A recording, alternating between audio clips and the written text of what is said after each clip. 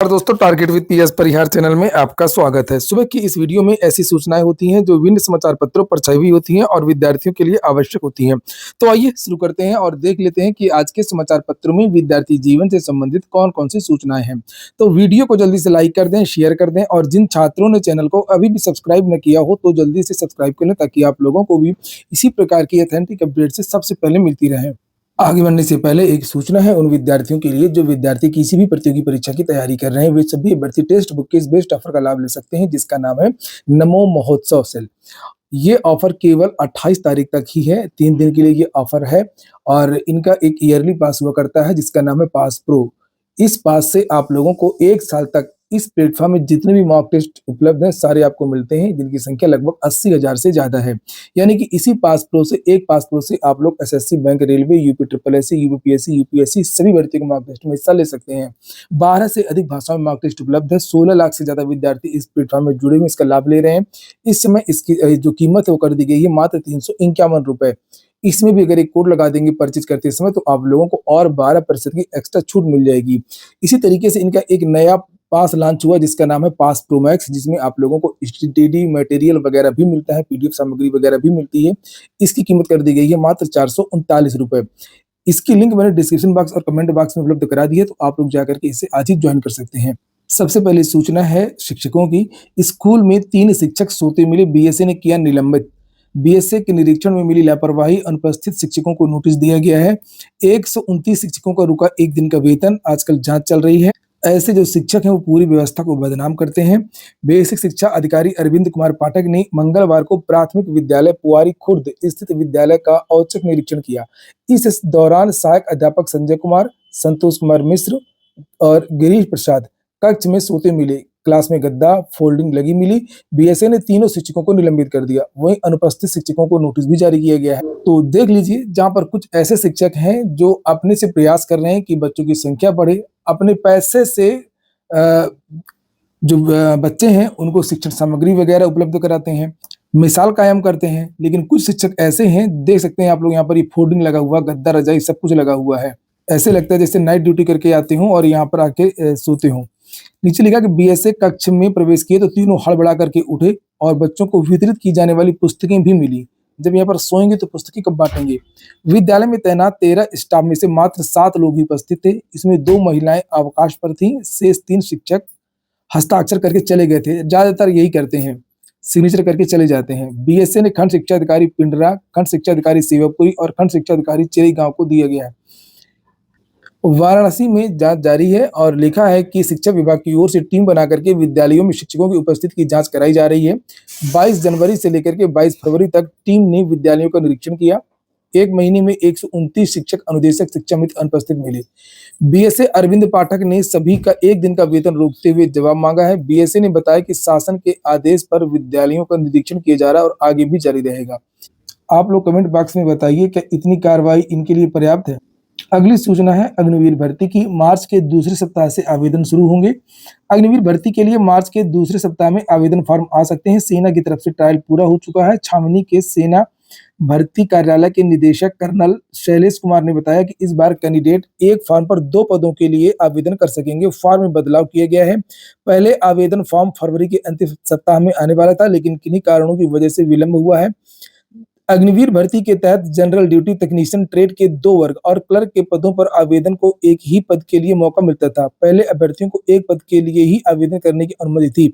इसमें अब बदलाव किया गया है। दोनों पदों के लिए लिखित परीक्षा अलग-अलग देनी होगी। दोनों पदों के लिए शारीरिक दक्षता परीक्षा केवल एक बार देनी होगी।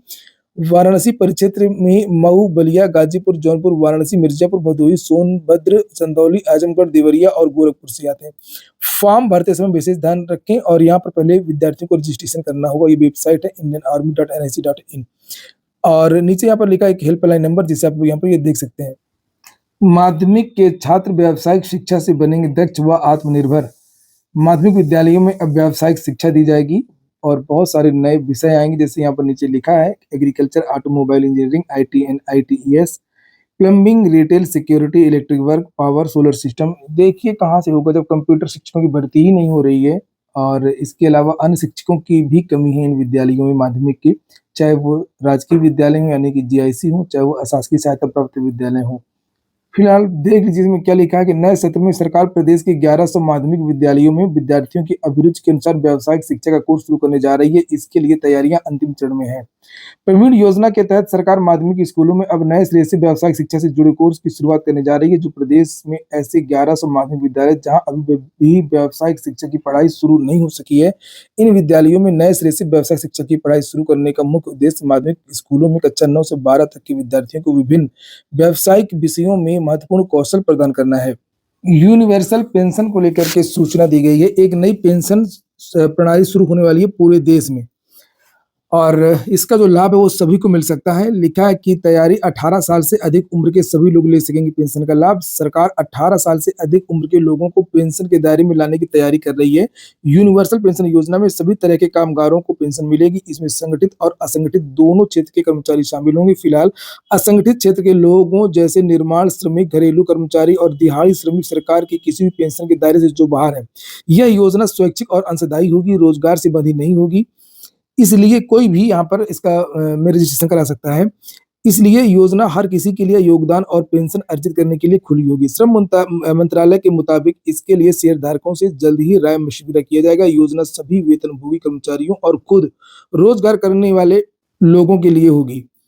नीचे यहाँ पर लिखा हुआ है कि हालांकि इस नए प्रस्ताव और कर्मचारी भविष्य निधि ईपीएफओ जैसी मौजूदा योजनाओं के बीच महत्वपूर्ण अंतर यह है कि योगदान स्वैच्छिक आधार पर होगा। इस पर सरकार कोई अंशदान नहीं देगी। ये आपको ही पैसा थोड़ा-थोड़ा जमा करना होगा। उसके बाद में 60 साल बाद आपको एक निश्चित पेंशन मिलेगी। हाई कोर्ट से एक भर्ती आई है। लिखा है हाई कोर्ट के रिसर्च एसोसिएट भर्ती के लिए आवेदन 15 तारीख से। इलाहाबाद हाई कोर्ट ने रिसर्च एसोसिएट के 36 पदों पर भर्ती के लिए अधिसूचना जारी कर दी है। 15 मार्च से 1 अप्रैल तक भर्ती आवेदन कर सकेंगे। लिखित परीक्षा साक्षात्कार के जरिए भरे जाने वाले इन पदों के लिए 21 से 26 वर्ष तक के भर्ती आवेदन कर सकेंगे। साथ ही 2025 तक विधि की परीक्षा में न्यूनतम 55% अंकों के साथ उत्तीर्ण किया हो। एलएलबी विधि पाठ्यक्रम के अंतिम वर्ष की परीक्षा के परिणाम का इंतजार कर रहे अभ्यर्थियों को भी आवेदन करने की छूट रहेगी, लेकिन पंजीकृत व अधिवक्ता के रूप में विधि व्यवसाय कर रहे अभ्यर्थी आवेदन नहीं कर सकेंगे। तो जो वकील हैं, जो प्रैक्टिस वगैरह कर रहे हैं, वो इसमें आवेदन नहीं कर सकेंगे। लेकिन विधि की उपाधि के अलावा अभ्यर्थियों को डाटा एंट्री, वर्ड प्रोसेसिंग और कार्य कंप्यूटर संचालन की जानकारी भी होनी चाहिए।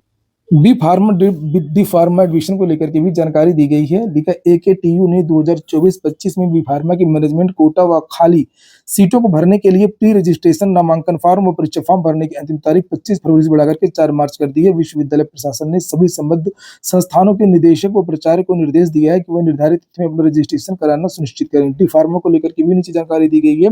खाली सीटों पर प्रवेश को कल तक रजिस्ट्रेशन करवा सकते हैं। डॉक्टर एपीजे अब्दुल कलाम प्राविधिक विश्वविद्यालय से संबद्ध संस्थानों में बी फार्मा की खाली सीटों के बाद अब डी फार्मा की खाली सीटों को भरने की कवायद शुरू हो गई है और इसके तहत विश्वविद्यालय प्रशासन ने सभी संबद्ध कॉलेजों को निर्देश दिया है कि निजी संस्थानों में खाली सीटें मैनेजमेंट कोटे की सीटों पर प्रवेश के लिए प्री रजिस्ट्रेशन किया जाएगा। प्रोफेसर राजेंद्र सिंह रज्जू भैया विश्वविद्यालय उत्तर प्रदेश के बारे में भी जानकारी दी गई है कि मूल्यांकन तेज चल रहा है, जल्द ही घोषित होंगे राज्य विश्वविद्यालय सेमेस्टर परीक्षा के परिणाम। यहाँ पर ये देख सकते हैं। ईडब्ल्यूएस आरक्षण को लेकर के विद्यार्थियों का ये शांतिपूर्वक आंदोलन, धरना प्रदर्शन 1 मार्च को ये जंतर मंतर दिल्ली में, जिससे आप लोग यहाँ पर ये देख सकते हैं। यहाँ पर कुछ छात्रों का ये फोन नंबर भी है, ये देखिए 9983727152।